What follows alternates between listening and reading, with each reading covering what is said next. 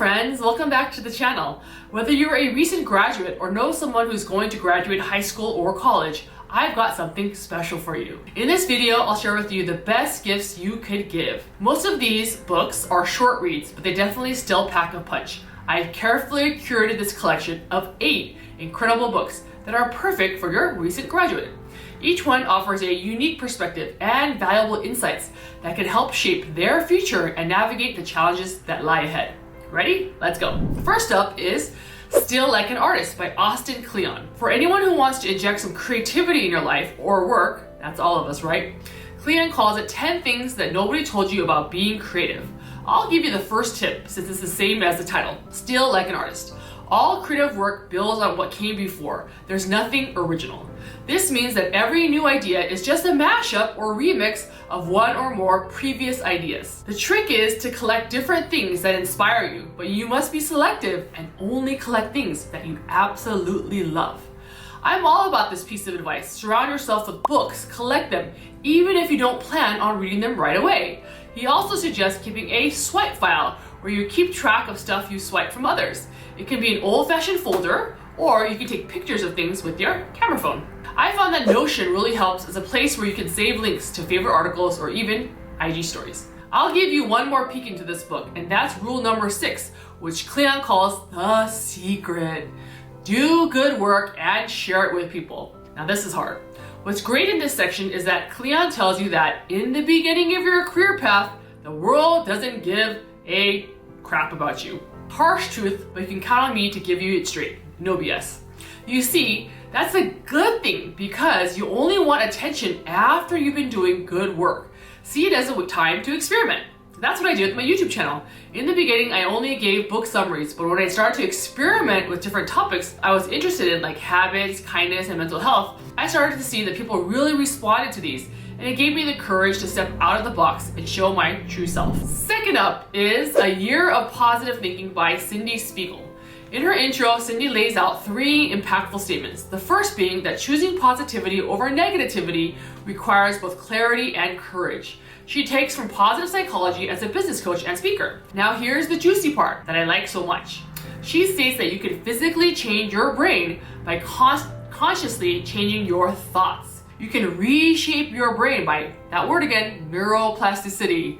The brain's ability to reorganize itself by forming new neural connections. New thoughts create new neural pathways, and repeated thoughts reinforce existing ones, meaning our thoughts can literally change the structure and function of our brains. That's wild, right? Here's the third aha moment that I love. When you decide to consciously engage positive thoughts, you are engaging in powerful, mind-shifting magic. When you change how you think, you change how you act, and who you are in this world. Now, I'll give you a sample of the 365 lessons. Happiness isn't out there. Friendship as soulmates. You'll like this one too. Surround yourself with people who speak truth to your bull. S-H-I-T. Hey, that's me. Third up is The 4 Agreements by Don Miguel Ruiz. Here are the rules. Be impeccable with your word. Don't take anything personally. Don't make false assumptions. And always do your best. As a family, we try to live by these agreements, especially being impeccable with your word and always doing our best. If the kids bring home B's or even C's, as long as they're doing their best, that's all that matters. What matters more to us is that they're developing their character by actively trying to be both brave and kind. Fourth up is Excellent Advice for a Living by Wired Magazine founder Kevin Kelly. If you want to understand how this book came together as well as a peek into this book, I suggest listening to Rich Roll's podcast interview of Kevin Kelly. Basically, Kelly started collecting bits of wisdom and then shared these with his 3 kids. He put the advice on the internet and it was so well received that he decided to write this book. I love this book because they read like simple tweets, but some of them are mind-bending, mind-shifting. My favorites are ones like this. Perhaps the most counterintuitive truth of the universe is that the more you give to others, the more you'll get. Also, keep showing up. 99% of success is just showing up. In fact, most success is just persistence. And for those that are eager to become a success, remember this. Most overnight successes, in fact, any significant successes, take at least 5 years. Budget your life accordingly. This reminds me of that quote from Bill Gates. Most people overestimate what they can do in 1 year and underestimate what they can do in 10 years. If you open yourself up to a more long-term view, your goals can be bigger and you'll have more patience. I'll leave you with this quote. A wise man said, "Before you speak, let your words pass through 3 gates. At the first gate, ask yourself, is it true? At the second gate, ask, is it necessary? At the third gate, ask, is it kind?" Let's move on to the 5th book I love, which is The War of Art by Steven Pressfield. You don't have to be a painter or sculptor to enjoy this one, but if you're a writer, this one will be especially impactful.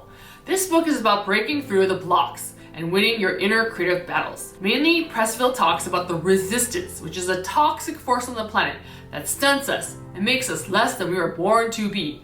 God gave each of us our own unique genius, which is a Latin word Romans used to mean our inner spirit that's holy and watches over us, guiding us to our calling. Genius's shadow is the resistance. I like how Pressfield described resistance. Resistance is faster than a speeding bullet, more powerful than a locomotive, and harder to kick than crack cocaine. Yeah, I think it's crazy. The good news is that the resistance can be defeated, and this book will tell you how. Yes, you have to read this to get to the juicy stuff. The 6th book is what I like to call the most life-changing book I have ever read. It's simply called Mindset, and it's by Stanford researcher Carol Dweck. Now, what I love about this book is that it applies to parenting, business, school, and relationships. It completely changed the way I thought of my own self-confidence. You see, at the heart of it, Dweck explains the 2 different mindsets. The fixed mindset, where our talents and abilities are fixed or what we're born with, and the growth mindset, where talents and abilities can be developed over time. With the growth mindset, you believe if you used better strategies, taught yourself more, practiced harder, and worked your way through obstacles, you can become smarter and more talented at practically anything.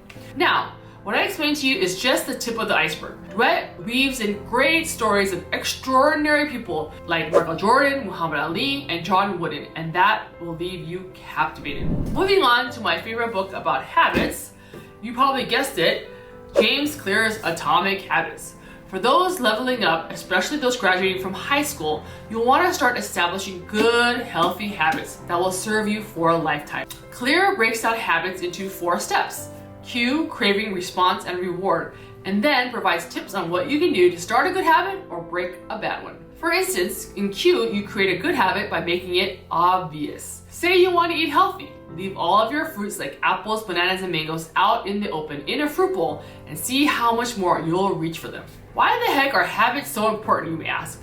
It's estimated that 40%, that's right, 40%, of all of our actions are not conscious decisions, but habits. If you're a person who wishes to quit smoking, lose weight, that's me, reduce stress, kind of me, and achieve success, why that's all of us, this book is for you.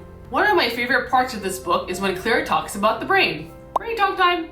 Each time you repeat an action, you are activating a particular neural circuit that's associated with that habit. By simply putting in the reps, doing it over and over again, you are encoding that new habit. Pretty awesome.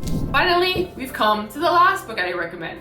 And this is one your grad doesn't have to read. He or she has to be an active participant in it. I can't rave about the 5-minute journal enough.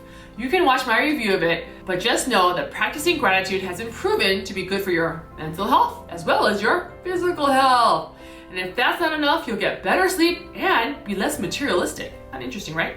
Yes, this book is all that and a bag of chips. Writing in this gratitude journal first thing in the morning and last thing before you go to sleep will over time make you a more happy person. And who doesn't want that, right? So there you have it, my 8 top books for recent grads. If you enjoyed this video, please give it a thumbs up and consider subscribing to this YouTube channel. You might also like the video, Top 10 Books of 2022, Lessons I Learned. You'll see some crossover there, but that just means I love those books that much. Thank you for watching and so long!